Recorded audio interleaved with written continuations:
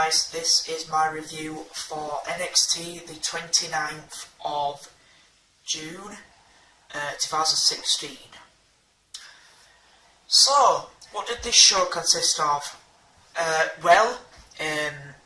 the beginning there was an intro, obviously there is every time. Then it kicks off straight into a match this time round with Alexa Bliss versus Carmella. Quite competitive, it was really good actually. But Alexa Bliss picks up the win against Carmella with the Twisted Bliss, as she calls it. It's basically the Bam Bam salt. I honestly thought Carmella should have won, but whatever. Then we've got the Finn Balor and Shinsuke Nakamura promo where Shinsuke basically says, to be the champ I've got to be the icon, all that, as we've seen before. Bayley gets interviewed talking about how she really wants to get back into the women's title picture and eventually face Asuka to get back what she calls her championship. I didn't really find that interesting in my opinion, but whatever. Then we've got some guy called Noah Potez or something. He's like Samoan or from some kind of island region, and he went against Andre Cien Almas, I believe that's how you say it. Cien did his normal match spots where basically you're about to jump out of the ring, the guy runs out of the ring and he basically does the thing where he goes like that and then he's like that against the ropes. And then he decided to end the match with, I don't understand why he has this as a finisher, but a really crappy looking double jumping knee strike. When they're in a seating position in the bottom turnbuckle, he does a running knee strike, double knee strike. I don't know why someone of that athleticism has got a finishing move like that. I don't understand why they haven't given him anything else. By the way, my notes are here, that's why. Austin Aries was interviewed by some interviewer I've never seen before. Austin Aries says, I know you're new round here, so blah blah blah. So I'm guessing she's made her debut there as an interviewer.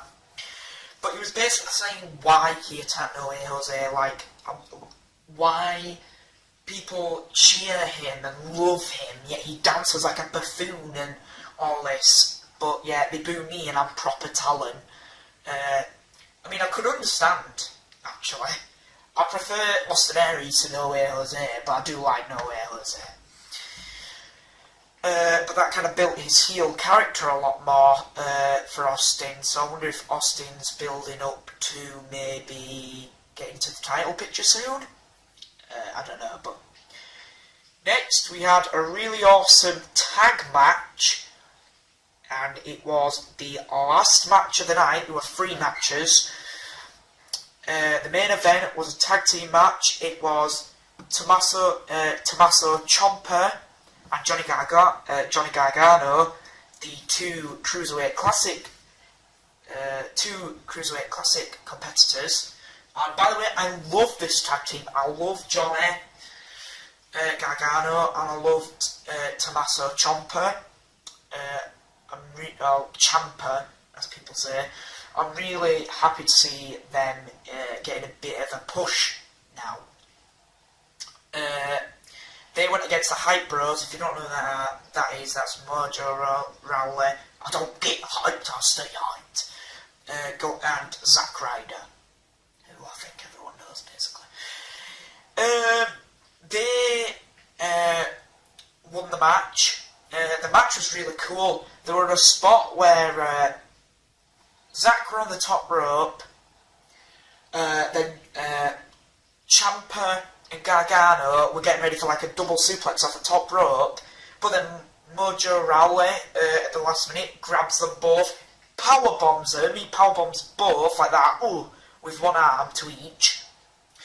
And then Zack Ryder hits the elbow drop, but doesn't get the pinfall. Then after that, who is it now? I think I've forgotten who. It's basically one of them gets thrown out from Hype Bros, and the other's in the ring, left in the ring. And they basically do the double kick, where one of them does like a side super kick, and one of them does like a bit of a big boot when they'll sat up in the middle of the ring. And like, as Tom Phillips said, he quoted, "meet in the middle," and then they went, and then they won, which I'm happy about. But then they do something that I wouldn't have expected. They actually jump on the mic and start saying how they deserve a championship because they beat what they call now, I forgot. The Revival, that's the name. Before NXT TakeOver the End, where they reclaimed the belt for the second time. So they thought, you know what, we should earn a shot for this. Then American Alpha returned, and basically said, "Listen here, mates, no offence, but you're really good, I understand where you're coming from, but we still get our title shot from when we lost. Because this is the first time we've been back since we got ambushed by the Authors of Pain." So then the Revival come out and basically say, "Oh, it's lovely how you're fighting over us, but I don't think any of you deserve a shot." William Regal comes out and announces one of the most interesting matches I've ever seen in my life. William Regal's already made a first in NXT. He made the first ever Iron Woman match. Now, he's made another first.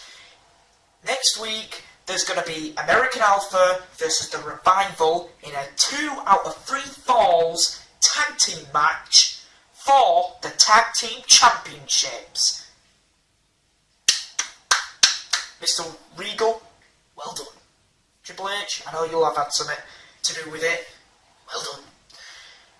And then as we think the show's about to end, the Authors of Pain ambush American Alpha when Ciampa and Gargano leave the ring to get on the entrance ramp.